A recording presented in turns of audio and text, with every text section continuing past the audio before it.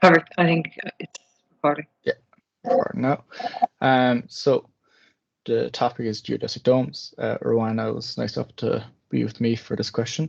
So here's the question that I've laid out for the topic. I can read out the question for you here. Drawn on the left-hand side, so over here, is a half an octahedron. You're required to draw the half octahedron in a V3 format as marked out.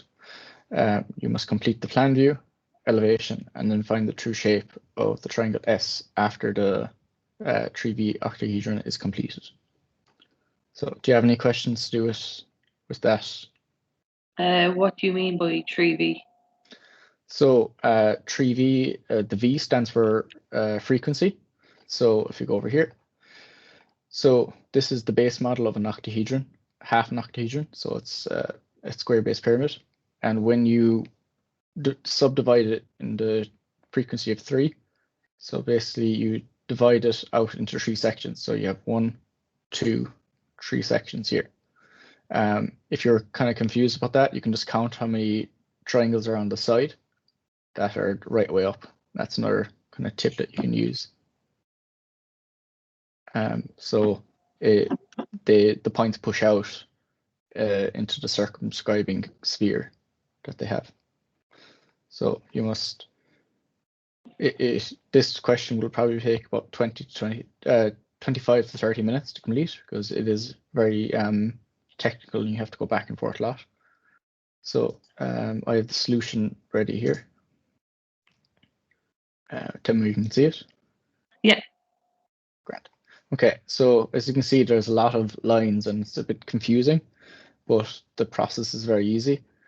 You must rotate the base triangle to a common plane. So the common plane goes through here because your auxiliary view is to your right here.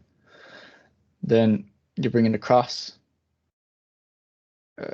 down, and where they intersect, you bring it through from the center out. And where it hits the circumscribing sphere, you bring it up.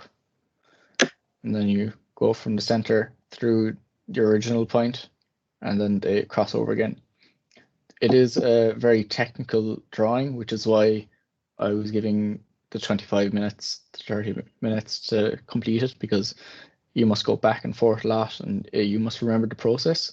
So it is very kind of rote learning, but in my resources, I hope to make it more of a fun experience with the students so that they understand why and how these points are relocating like they are. So this model should pop up here in a second. So this is the model I made for the question.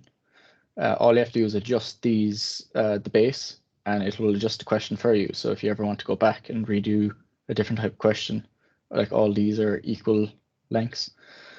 So all you have to do is change the measurements, and then you'll be able to use this in another exam, or to change the amount of the frequency. So it goes from frequency 1 to frequency 4 is what the leaving cert requires.